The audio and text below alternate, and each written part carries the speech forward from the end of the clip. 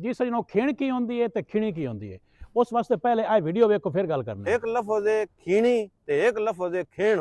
हुण तुसां सारियां वीरां कमेंटां च दसना भाई ओह खीणी की होंदी ते खेण की होंदी ते इन्हां दोहां लफजां दे मतलब की ने। जी तुसां चाचे नूरी सरगोधे दी गल सुनी है, वो पुछदा पिया खीण की होंदी है, पंजाबी दे दो लफज ने, ते खिणी की होंदी है। मैं तुहानूं दसना जनाब, खीण आंदे ने मैल नूं, उल्ली नूं, लेकिन ये खीण अमूमन तौर पर दो वास्ते यूज़ होंदी है। किसी चटूरे दे विच जम्मी होवे मैल ते उन्हां आंदे खीण चढ़ी होई, किसी दे दंदां ते मैल होवे तो उन्होंने आंदे उदू वेखने चप्पा चप्पा तो खीण चढ़ी हुई दंदां दे उत्ते, तो ओह लाल आ।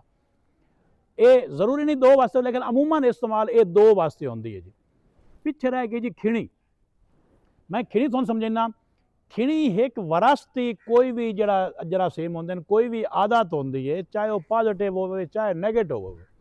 मसलन साडे जप्पियां च एक बिरादरी है, एक विचों साडे बिरा हैं, उन्होंने असीं आने हैं कि इन्होंने खिणी है फिर जाते हैं, गल करके ना फिर जाना आने इन्होंने खिणी है फिरदा वाले जनाब फिर जाते हैं।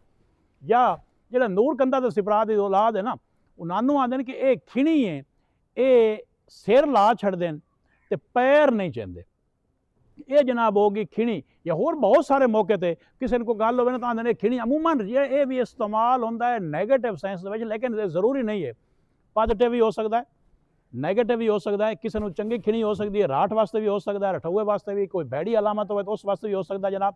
चाचा ये हो गया खीण ते खिणी। दूई गल जी तोहफे वाली वो गल वीडियो दोबारा बने सा। बहुत शुक्रिया जी।